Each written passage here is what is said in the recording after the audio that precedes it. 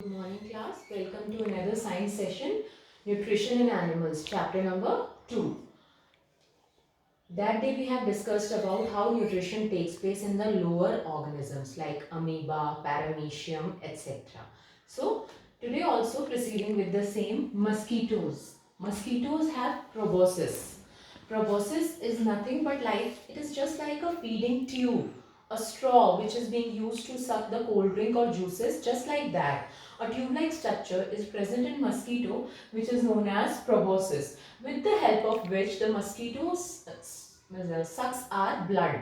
Fine. In butterflies also, nectar, for sucking of nectar. Nectar is a flower juice. Fine. For that purpose also, butterflies contain proboscis, and proboscis is a feeding tube-like structure. Housefly, in housefly the structure is known as feeding tube, by which the firstly the food is converted into liquid form and it is being taken by the means of suction pressure with the help of that feeding tube. Okay, suction pressure means whenever you suck the cold drink, so it exerts a pressure, so that pressure is known as suction pressure. Fine. Now let us begin with nutrition in animals, in human beings basically. Fine. Human beings. So let us understand the structure of alimentary canal first. There are two things you have heard: digestive system and alimentary canal. But there is a minute difference between both of them. Alimentary canal is just a tube which extends from mouth till anus. Fine. While digestive system consists of this alimentary canal plus three glands. What are those three glands? Salivary glands in mouth, here liver, which is the largest gland, and pancreas. So liver, pancreas and salivary glands. When they combine with alimentary canal, the whole thing is known as digestive system. Now let us begin with mouth. What kind of digestion takes place in our mouth? Firstly, mouth. What does mouth contains? Two things: teeth and tongue. Fine. So teeth, we have four kinds of teeth basically: canines, incisors, premolars and molars. Okay. So incisors, the front ones, okay, they are known as the biting teeth. Anything you bite with the help of these incisors only. That's why they have the flat surface. In herbivores, you have seen all are flat surfaced. Fine. Canines, near the incisors, you can feel by putting your hand in your mouth, but firstly clean it or wash it, then you put it in your mouth and just see that some sharp edged teeth are canines. Fine. Then after that you will find premolars. Premolars are required for churning and grinding of food. Okay. And then last is the molars. Molars also have the same function. They churn or grind our food. So these four kinds of teeth are present in our mouth. Along with it, tongue is also present. Tongue is very important. It has two functions. What kind of functions? Firstly, though, it detects the taste. And secondly, it helps us to speak. Without tongue, we can't speak. Fine. Children, when I used to study science, okay, long back, so our teacher used to tell us these are the different taste buds which are located in the tongue. This B, it represents the bitter. That means the back portion of our tongue detects the bitter taste, while these side portion, they are for sour, khatta. Then these are for salty and the front one is for sweet. But now the researchers have found out that this thing is not true.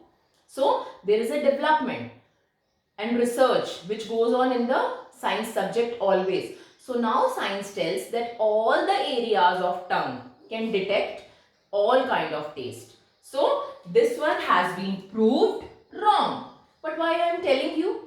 So that you might know the history of research. Now this has been changed, but earlier this was the concept. But now the concept is that all the taste buds can recognize all the taste. Okay, fine.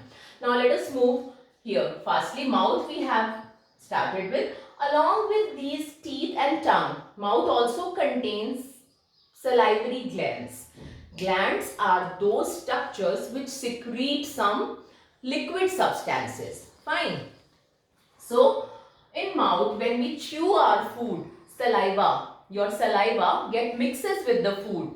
So, that process is known as mastication. Mastication. And now, the salivary gland secretes saliva and the saliva mixes with the food and converts the food into a semi-solid kind of product which can be swallowed. After swallowing, the food will reach to the esophagus. No digestion takes place in the esophagus.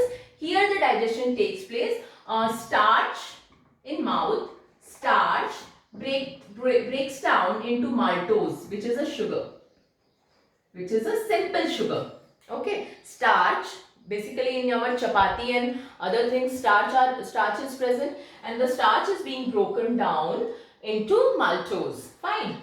Now let us come to esophagus. In esophagus, no digestion takes place, but peristalsis.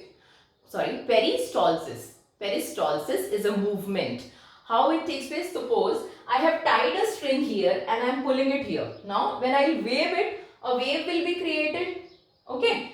A string is tied up here and when we shake it, a wave will be created. Similar, a wave-like thing is created here in our esophagus or food pipe.